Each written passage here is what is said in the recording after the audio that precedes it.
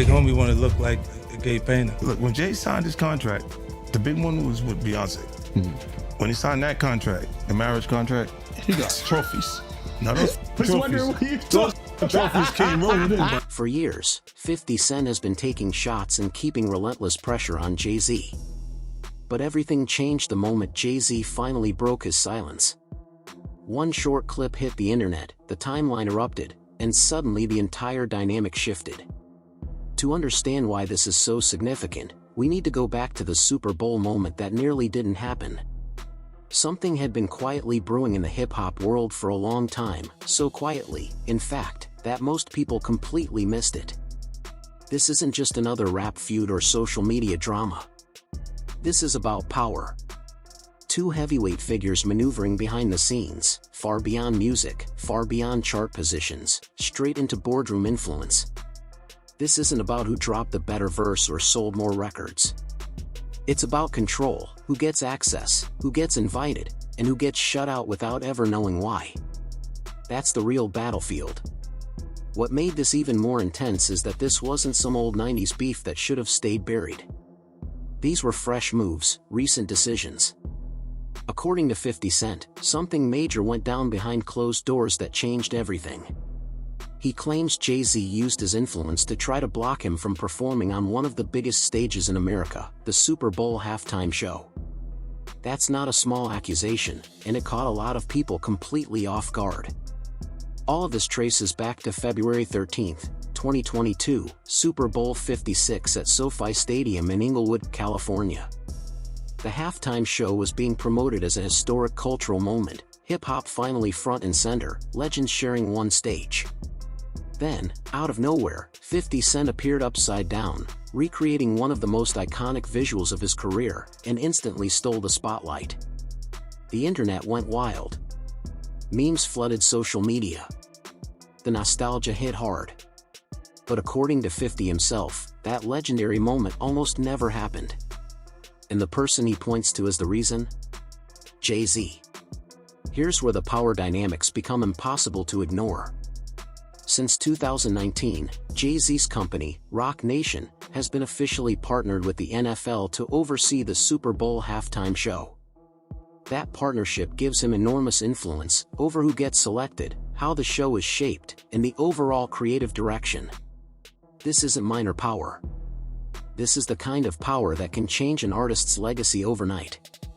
And according to 50 Cent, Jay-Z tried to use that power to keep him off the biggest stage in the country. Jay-Z told Dr. Dre, just for people who's not up on this, or Eminem, that he didn't want you to perform part of that Super Bowl they had a couple years ago. That's the accusation, plain and simple. In December 2024, 50 Cent appeared on Cameron's show and laid it all out. He claimed that Jay-Z went straight to Dr. Dre and told him he didn't want 50 anywhere near the performance. No excuses. No sugarcoating. Just a hard, flat-out no, but here's where it gets even more intense. 50 wasn't talking about scheduling conflicts or creative disagreements. He was accusing Jay-Z of using his corporate influence to deliberately block another artist. It's a mix of loyalty, power, and politics, all wrapped into one explosive claim. What do you think that is? Well, I just threatened, possibly. Not even threatened. You know, I think it's just when you take the competition from, like, our culture is competitive, man. It is, but I think when it goes past the music itself to blocking things in business, then I don't understand. And that's when the bigger picture starts to emerge. According to 50 Cent, Eminem stepped in and issued an ultimatum to the NFL. He wouldn't perform unless 50 was included. That's real loyalty. Now pause for a second and consider what that means. One of the most hyped Super Bowl halftime shows ever almost lost Eminem, a certified legend and one of the main reasons millions tuned in. And all of that, allegedly, because Jay-Z didn't want 50 on that stage. This isn't small beef anymore. These are executive-level moves that could have cost networks millions and embarrassed the entire league on the biggest night of the year. 50 Cent has been breaking down the motive behind it. In a July 2024 interview with The Hollywood Reporter, he didn't hold back. "They wanted to leave me out," he said bluntly. It was them fighting to keep me out. It should be in the NFL paperwork now. Eminem isn't performing without me. That wasn't speculation, it was direct. Then, in October 2024 on The Breakfast Club, 50 doubled down. He explained that Jay-Z blocked him and that, early on, attempts were made to pin the blame on the NFL to dodge the heat. But 50 says he saw the play immediately. Industry insiders confirmed exactly where the resistance was coming from. According to 50, the reason goes far beyond music. He believes his success in television, especially with the Power universe on Stars, turned him into serious competition in the entertainment world. This stopped being about hot 16s or first-week numbers a long time ago. This is empire-level strategy, market share, control, who shapes the future of hip-hop, and who gets quietly pushed out. 50 Cent claims it all became clear behind the scenes. The NFL initially took the public heat, but the call, he says, came from Roc Nation. The shield was up early. From his perspective, the setup was perfect, plausible deniability, corporate distance maintained. But he wasn't fooled for a second. He knew exactly who was making the decisions, and why. And what made the whole situation even louder? The silence that followed. Past the music itself to blocking things in business, then I don't understand that. Like right now, he's not even competing for a slot. You don't have a new song out that he want to be on the top 10 or top 5, and you still competing. It don't make sense. Like, what are we competing for? Here's the thing, Jay-Z has never publicly addressed these claims. Not once. For some fans, that silence reads as class, a refusal to get dragged into drama. For others, it feels like confirmation, as if the accusations might be hitting closer to home than anyone wants to admit. Either way, the lack of response only fueled the conversation. By September 2024, the chatter had spread even further. Cameron and Ma openly speculated that Jay-Z may have blocked Lil Wayne from performing at the 2025 Super Bowl, pointing to old tension. For many, a pattern started to emerge, corporate power and long-standing grudges colliding in plain sight. Social media was split down the middle. Some fans backed 50, calling Jay-Z petty or a gatekeeper abusing his influence. Others defended Jay, reminding everyone of 50's long history of provoking conflict. The truth probably lies somewhere in between. One thing is undeniable, no official statement from the NFL, Roc Nation, or Jay-Z has confirmed or denied anything. And that silence keeps the story alive. But to really understand why this tension runs so deep, why Jay-Z would allegedly push so hard to keep 50 Cent off the Super Bowl stage, you have to go all the way back to the beginning. Every legendary hip-hop rivalry has an origin story. And this one goes back long before the money, long before TV empires, long before boardrooms. Back in 1999, Curtis 50 Cent Jackson wasn't a global brand yet. He was a hungry rapper from Queens, stuck with a shaky deal, stacks of unreleased music, and about 40 tracks that weren't moving the needle. No buzz. No spotlight. No guarantees. Instead of waiting for permission, 50 made a bold move that would define his entire career. He drew inspiration from the notorious B.I.G. and his 1993 track Just Plain Dreams, where Biggie imagined scenarios involving R&B stars. 50 flipped that idea, darker, louder. Not romance, but robbery. The result? How to rob. On that track, 50 imagined robbing nearly every major rapper and singer in the industry. Nobody was safe. And yes, Jay-Z was on the list. One line went, "Jigga just sold like 4 mil. He got something to live for. Don't want to put 4 through that Bentley coupe door." It was bold. Reckless.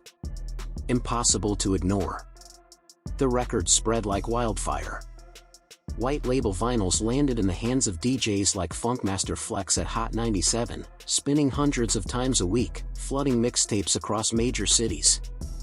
Overnight, everyone was talking about the fearless kid from Queens calling out over 40 artists by name. Most rappers laughed it off. Some ignored it. But Jay-Z didn't. He responded, and that response quietly set the tone for a rivalry simmering for over 2 decades. At Hot 97's Summer Jam in 1999, Jay-Z stepped up and dropped a freestyle that instantly became legendary, dismissing his rival with slick wordplay and confidence. Metaphorically, Jay framed himself as real currency while reducing 50 Cent to pocket change, a line that perfectly captured Jay's cold, calculated style. That same jab later appeared on It's Hot, Some Like It Hot, from Volume 3. Life and Times of S. Carter, released in December 1999 and produced by Timbaland. Jay doubled down, bragging about his dominance and making it clear he saw himself on a completely different level in the game. 50 didn't let that slide. In 2000, he fired back with Be a Gentleman, a direct response questioning Jay's image and street credibility, calling him out for playing a role rather than living it. He mocked the idea that charts and fame automatically commanded respect, making it clear he wasn't intimidated. The back and forth could have escalated further, but real life intervened. On May 24, 2000, 50 Cent was shot 9 times outside his grandmother's house in Queens. He survived against the odds, but the fallout was severe. Columbia Records dropped him, and his debut album, Power of the Dollar, was shelved. That moment paused the rivalry. While 50 spent the next 2 years healing, rebuilding, and flooding the streets with mixtapes, Jay-Z kept his momentum strong, particularly with The Blueprint in 2001. The tension stayed quiet, but it never disappeared. Everything shifted in 2002. 50 Cent returned louder than ever, signing with Eminem and Dr. Dre under Shady/Aftermath. When Get Rich or Die Tryin' dropped in February 2003 and sold 872,000 copies in its first week, the balance of power changed overnight. Hits like Into Club and 21 Questions went diamond level, dominating radio across America. At that point, there was no doubt 50 Cent was legitimate. The real question became whether anyone could slow him down, and Jay-Z clearly saw it coming. In a 2013 interview on The Breakfast Club, Jay-Z admitted he warned his own Rockefeller artists ahead of time, "I'm telling you, y'all better flood the market, put out a lot of music, because 50 Cent is coming." That wasn't hate, it was fear mixed with respect. What followed in 2003 was an awkward truce. The two appeared together in a Reebok commercial, co-headlined the Rock the Mic tour, and even crossed paths creatively. Jay rapped over 50's beats, while 50's G-Unit sneakers reportedly outsold Jay's S. Carter line by a wide margin, according to 50 himself. But beneath the surface, the tension never truly disappeared. 50 continually framed himself as the bigger global force, pointing to numbers that told a very loud story. And he didn't stop there. He's also been blunt about what he sees as Jay-Z's biggest flaw, avoiding direct confrontation. According to 50, Jay prefers to put others out front rather than handle issues personally, a critique that has even spilled into his public image. 50 once famously called Jay-Z the coolest punk in hip-hop, capturing the mix of respect and critique that has defined their long-running rivalry. Hip-hop observers often note a sharp contradiction: polish and corporate calm don't always earn street respect. That's the message 50 Cent has consistently made clear. He sees Jay-Z as a chess player, not a checkers player, someone who avoids direct confrontation, relying on corporate structures and proxies to handle the messy work. Whether that's smart strategy or a flaw depends on who you ask, but that difference in style is at the heart of their rivalry. And that rivalry hasn't stayed confined to music. In 2004, 50 Cent made a move that changed how artists viewed business forever. He partnered with Glasso, taking equity instead of a flat endorsement check. When Coca-Cola bought the brand in 2007 for $4.1 billion, 50 Cent's business acumen proved just as sharp as his musical skill. When Coca-Cola bought Glasso for $4.1 billion, 50 reportedly walked away with $60 to $100 million after taxes. That payday became legendary. That same year, Jay-Z sold the rights to Rocahuerto Iconics brand group for $204 million in cash. Both deals were huge wins, but 50 never stopped framing his vitamin water payout as the smarter, bigger play. the business shade between them continued as both men built empires, competing for the same cultural space. Then came 2007, when Kanye West released Graduation on the same day 50 dropped Curtis. It became the most talked about sales battle in hip-hop history. Kanye won decisively, and 50 accused Jay-Z of pulling strings behind the scenes through his role at Def Jam, giving Kanye every advantage. That accusation fit perfectly into 50's long-running narrative of Jay as a power player who never gets his hands dirty. In recent years, 50 has pushed the narrative even further, moving into personal territory that has shocked fans. If the Super Bowl claims raised eyebrows, his takes on Jay-Z's Grammy success sparked an entirely new wave of controversy. 50 has argued that Jay-Z's 25 Grammy wins, the most of any rapper, are more connected to his marriage to Beyoncé than to his music alone. That accusation landed loud and stirred debate. To be fair, Jay-Z already had 4 Grammy wins before collaborating with Beyoncé, not just one as 50 sometimes suggests. But where 50's argument gains traction is in the timing. 21 of Jay-Z's 25 total wins came after 2004, just as his partnership with Beyoncé, joint projects, and polished mogul image fully took shape. 50 ties this into what he sees as Jay-Z's carefully managed image shift. In his view, the Grammys reward perception and presentation as much as the music itself. He often cites Tupac Shakur, who never won a Grammy despite his massive cultural impact, as proof that the system favors safe, marketable figures over raw voices. 50 himself has 3 Grammys, which may explain some skepticism, but he frames his critique as larger than personal grievances, positioning himself as someone calling out an industry that prioritizes relationships and branding over authenticity.